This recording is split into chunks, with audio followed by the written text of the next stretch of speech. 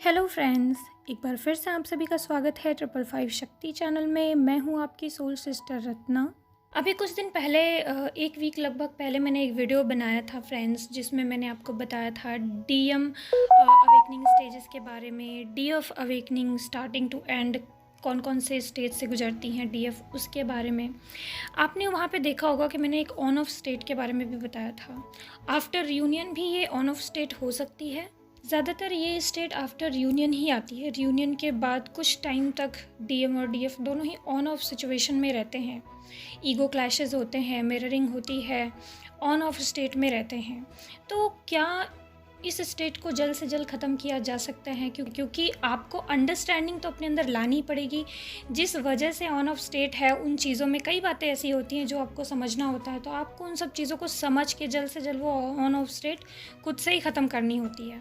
वैसे तो ऐसी बहुत सारी चीज़ें हैं जो हमें ध्यान रखनी पड़ती हैं, लेकिन मैं यहाँ पे 5 चीज़ों के बारे में बात करूँगी। इन 5 बातों का ध्यान रखें, जिससे कि आप अपने यूनियन को, अगर आपका रियूनियन हो चुका है और आप ऑन ऑफ सिचुएशन में अभी चल रहे हैं, तो आप इस ऑन ऑफ स्टेट को अब एक स्टेबल हारमोनियस यूनियन में बदल सकते हैं।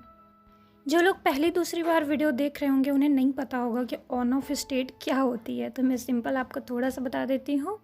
ट्विन फ्लेम जर्नी में बहुत लंबा सेपरेशन के बाद जब रीयूनियन हो जाता है, मान लीजिए डीएम ने अपना लव कन्फेस भी कर लिया, एक छोटा सा यूनियन हो भी जाता है, उसके बाद भी डीएम का ऑन ऑफ लगा रहता है। मतलब आना जाना, आएंगे बात करेंगे, उसके बाद फिर गायब, फिर आएंगे बात करेंगे, फिर कुछ दिन तक गायब।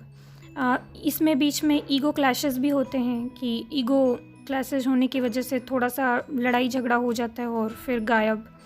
कभी डीएफ डीएम से रन कर जाती है, कभी डीएम डीएफ से रन कर जाते हैं। ऐसा नहीं है कि बार बार डीएम ही गायब होते हैं कभी कभी डीएफ भी परेशान होकर अपने डीएम से रन करने लगती हैं। तो ये सारी स्टेजेस होती हैं। तो ये ऑन ऑफ स्टेज का मतलब ये नहीं है कि मैं सिर्फ डीएम के बारे में कह रही हूँ कि डीएम ऑन ऑफ होते हैं, डीएफ भी इसमें बराबरी की भागीदार होती हैं, क्योंकि मिररिंग दोनों तरफ से होती है। दोनों की एनर्जी इस टाइम पे बैलेंस नहीं होती है। दोनों के दिमाग में बहुत सारे एक दूसरे को लेकर के भ्रम होते हैं, इल्यूजन्स होते हैं। दोनों को एक दूसरे से लेके बहुत सारी एक्सपेक्टेशंस होती हैं। अब दोनों एक दूसरे को बहुत अच्छे से समझ नहीं पा रहे होते हैं, क्योंकि ट्विन फ्लेम जर्नी में आपके और आपके डीएम का बिहेवियर बहुत अपोजिट होता है, एक दूसरे से काफ़ी अपोजिट होता है। तो इस वजह से एक दूसरे को समझने में समय लगता है। तो ऑन ऑफ सिचुएशन आती है, डेफिनेटली आती है, और हर किसी को इस फेज़ से गुज़रना पड़ता है। अगर आपका यूनियन हो चुका है और आप ऐसा ही स्टेट से गुज़र रहे हैं कि 1 महीने तक कुछ दिन तक बात हुई, फिर 1 महीने का सेपरेशन, 10 दिन का, 5 दिन का सेपरेशन, फिर बात हुई, 2 दिन गायब, फिर बात हुई, 10 दिन गायब, आप भी गायब, वो भी गायब, ऐसे बार बार जो ये ऑन ऑफ आना जाना, बात करना, चले जाना, लव को रियलाइज़ करना, एक्सप्रेस करना, और फिर कुछ दिन तक गायब हो जाना, तो ये जो स्टेट होती है, इसको कहते हैं ट्विन फ्लेम जर्नी में ऑन ऑफ स्टेज। डीएम और डीएफ का ऑन ऑफ स्टेज। अब ये स्टेज कुछ लोगों में बहुत जल्दी ख़त्म हो जाती है। ये स्टेज कुछ लोगों में, कुछ 2-5% लोगों ट्विन फ्लेम्स में नहीं आती है। क्यों नहीं आती? क्योंकि उनके अंदर अंडरस्टैंडिंग बहुत अच्छी होती है और वो जल्दी ही चीज़ों को संभाल लेते हैं। तो उनका यूनियन जब होता है तो परमानेंट यूनियन हो जाता है या परफेक्ट यूनियन होता है। दोनों एक दूसरे को समझते हैं और वो यूनियन हारमोनियस हो जाता है।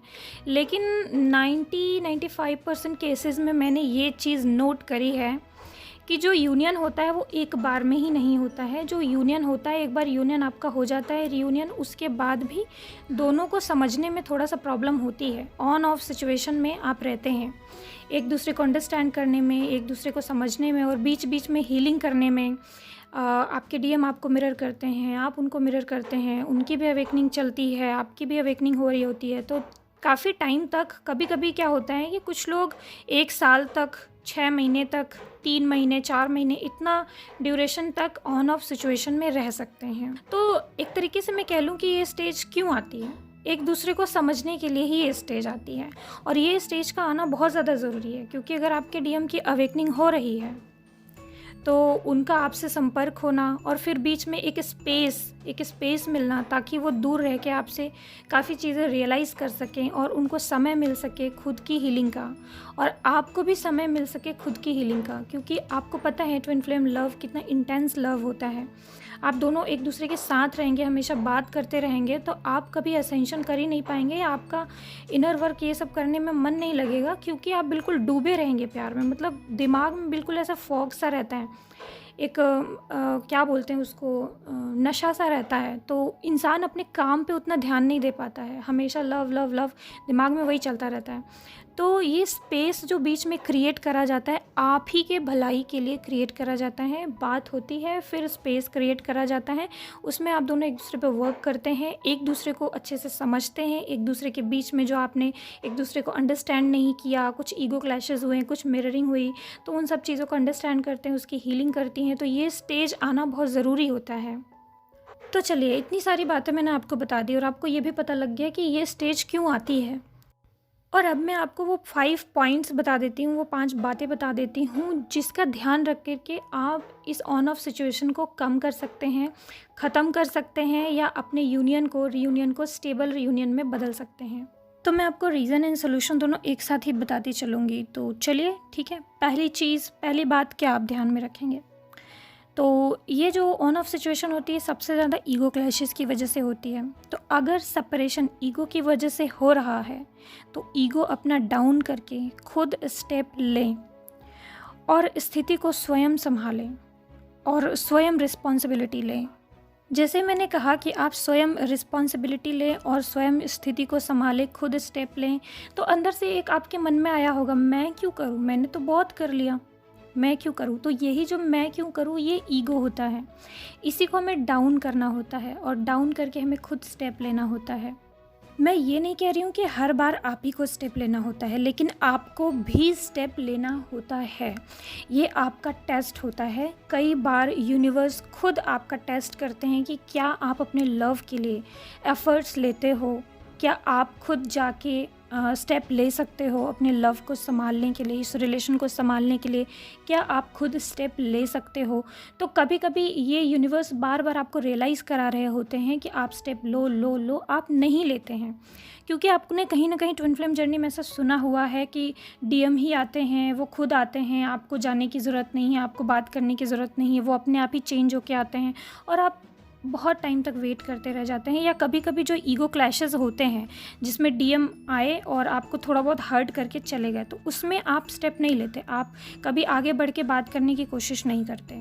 तो आपको हर बार स्टेप नहीं लेना है, डेफिनेटली सेल्फ लव करना है, लेकिन आपको ये चीज़ का हमेशा ध्यान रखना है कि जब आपकी ज़रूरत पड़े, जब आपको ऐसा लगे कि आपको जाना चाहिए, तब आप खुद आगे बढ़ के अपने रिश्ते को संभालें, स्टेप लें, बिना किसी एक्सपेक्टेशन के वहाँ पे उन्हें अपना लव दें। तो ये पहली बात का आपको ध्यान रखना है।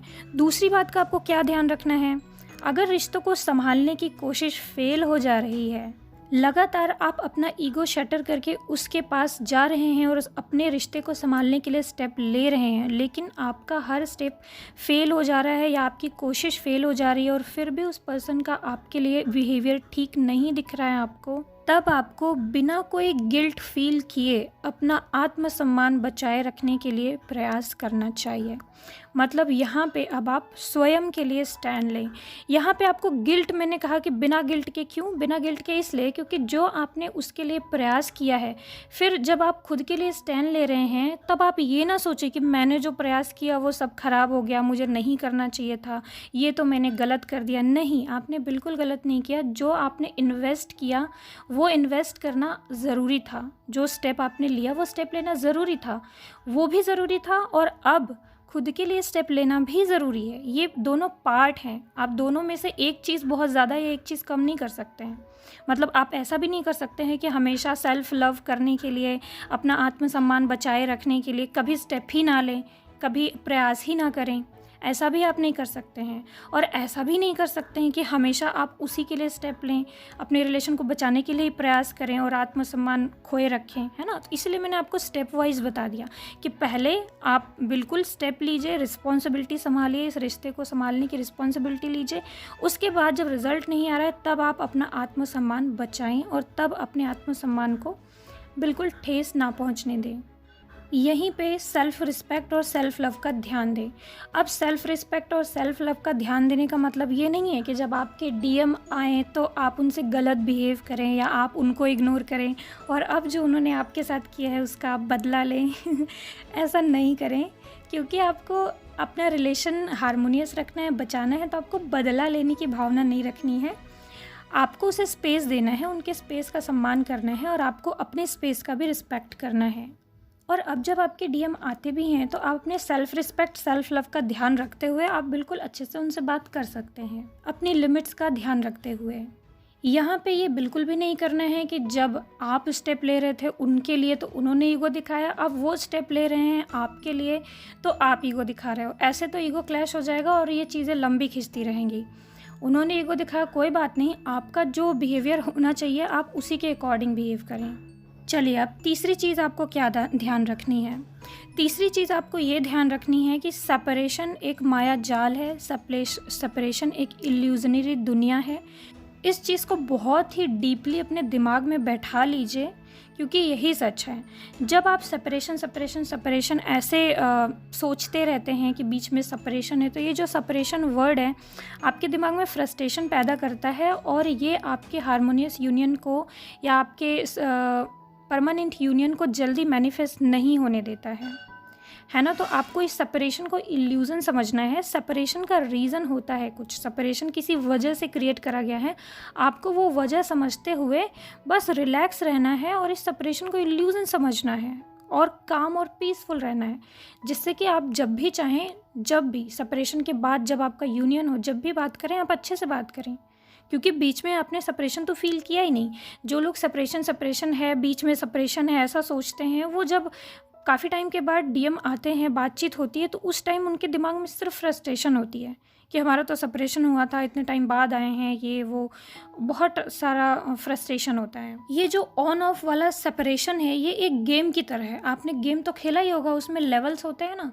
कोई लेवल्स को बहुत ही आसानी से पार करता चला जाता है और कोई किसी लेवल में स्टक हो जाता है। आपको गेम के इस लेवल को कैसे पार करना है वो ट्रिक आपको पता नहीं होता। जैसे ही आपको पता लगता है आप उसको हील कर लेते हैं या आप उस ट्रिक को यूज़ कर लेते हैं और उस लेवल को पार कर जाते हैं। इसके लिए हो सकता है कि आप वो लेवल 1-2 बार खेलें और फेल हो जाएं और फिर आपको कुछ उसका ट्रिक पता हो जाए, फिर आप तीसरी बार वो गेम खेलें और आपको सारे ट्रिक पता रहे और आप यूज़ करके उस लेवल को पार कर जाएं। बिल्कुल ऐसा ही होता है कि आपको जो भी पता है उसको आप ट्राई कीजिए, उससे डरिए मत। जब आप चीज़ें ट्राई करते हैं, जब आप एफ़र्ट्स लेते हैं, तो आप एक्सपेरिमेंट एक तरीके से करते हैं और आपको पता चलती है चीज़ें कि रिलेशन को कैसे संभालना है और तब आप उस रिलेशन को संभाल पाते हैं और एक दूसरे को समझने में कामयाब हो जाते हैं। ऐसा ही होता है ना, एक मुसीबतें आती हैं, पहले आपके डीएम से आप लोगों की बात होती है, यूनियन होता है छोटा सा, फिर मुसीबतें आती हैं, सेपरेशन हो जाता है, उसके बाद फिर बहुत सारा ओवर थिंकिंग, बहुत सारी टेंशन, उसके बाद फिर आप इशू फाइंड करते हैं अचानक, फिर आप समझ जाते हैं, फिर उसको हील कर लेते हैं, फिर अचानक आपको रास्ता मिल जाता है, उसके बाद फिर से डीएम का आना, फिर से कुछ टाइम अच्छा स्पेंड करना और फिर से सेपरेशन हो जाना, फिर से कुछ नई चैलेंजेस का सामने आना, फिर से वही लेवल स्टार्ट हो जाता है। तो ट्विन फ्लेम जर्नी एक लेवल की तरह है। हर लेवल में हर बार जब आप सेपरेट होते हैं तो आप देखेंगे कि कुछ नए चैलेंजेस आपके सामने आ रहे हैं और उसे आपको सॉल्व करना है। उसके बाद फिर से यूनियन होता है, फिर से कुछ नए चैलेंजेस आपको दिए जाते हैं। बड़ा ही इंटरेस्टिंग है। अब मैं आपको क्या बताऊँ, अगर आप इसको बहुत ही तकलीफ़ से देखेंगे, बहुत दुखी और फ्रस्ट्रेट होकर इन लेवल्स को क्रॉस करेंगे तो लेवल तो तब भी पूरा होगा, लेकिन आप फ्रस्ट्रेटेड रहेंगे। अगर आप खुशी से इन लेवल को क्रॉस करते हैं, चीज़ों को समझते हैं और मज़े से आगे बढ़ते हैं, तब भी आप वहीं पहुंचेंगे। तो आपकी चॉइस है, आप दुख भरा रास्ता चूज़ करते हैं या फिर आप टेंशन फ्री होकर हैप्पीनेस के साथ आगे बढ़ते हैं। आपको वो जर्नी तो तय करनी है, खुशी से कीजिए या दुख से कीजिए। चलिए, अब आपको चौथी बात बताती हूँ, चौथा पॉइंट। अगर आपका पर्सन जिस रीज़न की वजह से बार बार ऑन ऑफ सिचुएशन में जा रहा है, आप वो सिचुएशन फाइंड करें कि ऐसा कौन सा रीज़न है इस बार, ऐसा क्या रीज़न है जिसकी वजह से वो चले गए या वो आ रहे हैं जा रहे हैं बार बार, ऐसा क्या रीज़न है। उस सेपरेशन के रीज़न को फाइंड करें और उस रीज़न को लेके उन्हें ट्रिगर ना करें, बल्कि उनका उस रीज़न पे सपोर्ट करें। जैसे क्या होता है, कभी कभी डीएम अपनी वाइफ की वजह से, मान लीजिए जिसकी शादी होगी, अपने वाइफ के डर की वजह से कि उनकी वाइफ उनको चेक करती है और बहुत सारी चीज़ें उसकी वजह से बार बार ऑफ हो जाते हैं। तो जब वो आते हैं तो आप उनको इसी बात पे ट्रिगर मत कीजिए कि आप कहाँ थे, आप तो अपनी वाइफ के पल्लू में बंधे हुए हो, आप तो उनसे डरते हो, आप तो ये, आप तो वो। इस तरीके से शिकायतें ना करें, बल्कि उनका सपोर्ट करें। ये तो एक एग्जाम्पल था। आपको अपने डीएम का फाइंड करना है कि आपके डीएम का ऐसा क्या वजह है जिसकी वजह से बार बार वो ऑन ऑफ सिचुएशन में जाते हैं। वो रीज़न को समझिए, और क्योंकि आप दोनों को अपने बीच में अंडरस्टैंडिंग क्रिएट करनी है तो समझिए एक दूसरे को, और एक दूसरे की प्रॉब्लम को लेके एक दूसरे को और ज़्यादा ट्रिगर ना करें, जब बल्कि एक दूसरे का सपोर्ट करें। जो आपको अपने डीएम की प्रॉब्लम दिख रही है कि इस चीज़ में काफ़ी ज़्यादा फंसे हैं, तो उस चीज़ में उनको और ज़्यादा ट्रिगर ना करें, और ज़्यादा उनको ताने ना दें, और ज़्यादा उनको परेशान ना करें उसी चीज़ के बारे में बात कर करके। आप उनको सपोर्ट करें। चलिए अब पॉइंट नंबर 5 की बात करते हैं। ऑन ऑफ पीरियड आने का जो मेन मकसद है वो है एक दूसरे को समझने में हेल्प। ट्विन फ्लेम दोनों एक दूसरे के अपोजिट होते हैं और एक दूसरे को समझने में हेल्प मिलती है इसी ऑन ऑफ सिचुएशन में। इस ऑन ऑफ स्टेट में बहुत ज़्यादा ईगो, बहुत ज़्यादा फियर, ज़्यादा एक दूसरे को ब्लेम करना, एक दूसरे से जलस करना, या एक दूसरे की पर्सन से जलस करना, या एक दूसरे की प्रॉब्लम को इग्नोर करके सिर्फ अपना अपना प्रॉब्लम अपने सामने रखना, एक दूसरे के सामने रखना, ये सब चीज़ें आपके ऑन ऑफ सिचुएशन को घटाएंगी नहीं बल्कि और बढ़ा देंगी। तो आप दोनों एक दूसरे के प्रॉब्लम को समझ के एक दूसरे का सपोर्ट करेंगे, तभी ये स्टेट ख़त्म होगी। अगर आपके डीएम पहल नहीं कर रहे हैं तो आप पहल करें, एक दूसरे को अंडरस्टैंड करें। कभी ये शिकायत ना करें कि वो तो समझते ही नहीं है, मैं क्या करूं। नहीं, आप अपना प्रयास करें, उन्हें अपना करने दें। चलिए, मैंने अब आपको 5 ही चीज़ कहा था बताने के लिए, लेकिन मुझे 6वीं चीज़ याद आ गई है तो वो भी मैं बता देती हूँ। यहाँ पे कुछ लोग ये सोचते हैं यूनियन के बाद भी डीएम से हारमोनियसली बात करने में, खुशी से बात करने में, कि डीएम को एनर्जी चली जाएगी। ये कॉन्सेप्ट मुझे हमेशा बहुत ही ख़राब लगता रहा है, लेकिन इसी चीज़ में मैं सबसे ज़्यादा कंफ्यूज लोगों को पाती हूँ। तो यहाँ पे इस ऑन ऑफ सिचुएशन में ये सोचना कि डीएम को एनर्जी चली जाएगी, आप ड्रेन हो जाएंगे अगर ठीक से आपने बात कर लिया, या ज़्यादा टाइम तक आपने बात कर लिया, या आपने फ़ोटो देख लिया, कुछ कर दिया तो आप एनर्जी चली जाएगी, ये सब थॉट आप दोनों का सेपरेशन क्रिएट करती हैं। ये सब थॉट कभी भी हारमोनियस यूनियन क्रिएट नहीं कर सकती। क्यों ये एनर्जी चली जाएगी उसको मेरी, इसका मतलब तो यही हुआ ना कि आप अलग हैं और वो अलग है, और आपकी एनर्जी उसको चली जाएगी तो कुछ तो महाबवंडर आ जाएगा। ऐसा नहीं होता। आप दोनों की एनर्जी नॉर्मली एक दूसरे से कनेक्टेड ही है, और लगातार आप लोग एक दूसरे के अंदर अपनी अपनी एनर्जीज ट्रांसफ़र कर रहे हैं। तो ऐसा नहीं है कि जब वो आपसे बात करेंगे तभी आपकी एनर्जी उनमें ट्रांसफ़र होगी, ऐसा कुछ भी नहीं है। आप दोनों की एनर्जी लगातार एक दूसरे से कनेक्टेड है और ट्रांसफ़र हो रही है एक दूसरे की तरफ। आप दोनों की एनर्जी एक दूसरे से emotionally heart to heart connect होने की वजह से ट्रांसफ़र होती है, ना कि फ़ोन पे बात करने की वजह से, ना कि फ़ोटो देखने की वजह से। जब आपको यकीन है कि सामने वाला पर्सन मेरे लिए ख़ास है, हमें हमेशा साथ रहना है, इस रिश्ते को हमें लाइफ टाइम निभाना है, तो वहाँ पर इन बातों की कोई आवश्यकता नहीं है कि एनर्जी चली जाएगी। जितना हो सके आप नेचुरल रहिए, जितना हो सके आप फियरलेस रहिए। एनर्जी चली जाएगी आपकी तो वो रन कर जाएंगे, ये सब घटिया चीज़ें सोचने से अच्छा है कि आप ये सोचें कि किस सिचुएशन में आपको किस तरीके का बिहेव करना सही रहेगा, और आप उसी तरीके से बिहेव करके अपने रिलेशन को हारमोनियस बनाने की कोशिश करें। जब आप लोग एक साथ रहने लगेंगे, जब आपकी शादी भी हो जाएगी, या जब आप एक अच्छे रिश्ते में आ जाएंगे, तब भी आप डरेंगे क्या कि एनर्जी चली जाएगी? ऐसे डर डर के जिएंगे तो फिर तो हो गया, रिश्ता फिर कभी अच्छा बनेगा ही नहीं। कोई कुछ भी समझा दे तो आपको मान नहीं लेना है। आपको सिंपल चेक करना है कि क्या सही है क्या नहीं आपके लिए, और वही करना है। यहाँ पे गाइडेंस तो आपको डेफिनेटली दी जाएगी, लेकिन आपका खुद का एक्सपीरियंस ज़्यादा हेल्पफुल होता है आपके लिए। तो ये कॉन्सेप्ट तो बिल्कुल गलत है कि आपकी एनर्जी मिल जाने की वजह से वो रन कर जाते हैं। उनको रन करना ही है, उनके पास रन करने के और भी बहुत सारे रीज़न होते हैं, एनर्जी की वजह से नहीं रन कर जाते। तो ओके फ्रेंड्स, मैंने आपको 6 पॉइंट्स बताए, और ये 6 पॉइंट्स का यूज़ करें। आप इसको अच्छे से समझें मैंने क्या बताया है, और इसका यूज़ करें, इसको अपने बिहेवियर में उतारें। और ऐसा नहीं है कि एक ही बार आपने इस चीज़ को अप्लाई किया और एक ही बार में आपको रिज़ल्ट आ जाएगा। आपको इसको अपने बिहेवियर में उतारना है और सही एक्शन लेने हैं, और ख़ुद में कॉन्फिडेंस रखना है। धीरे धीरे आपका रिश्ता ऑटोमेटिक सही हो जाएगा और हारमोनियस यूनियन में बदल जाएगा, एक स्टेबल यूनियन में बदल जाएगा। तो ओके फ्रेंड्स, अपना ख्याल रखिएगा। ओम नमः शिवाय। ओम साई।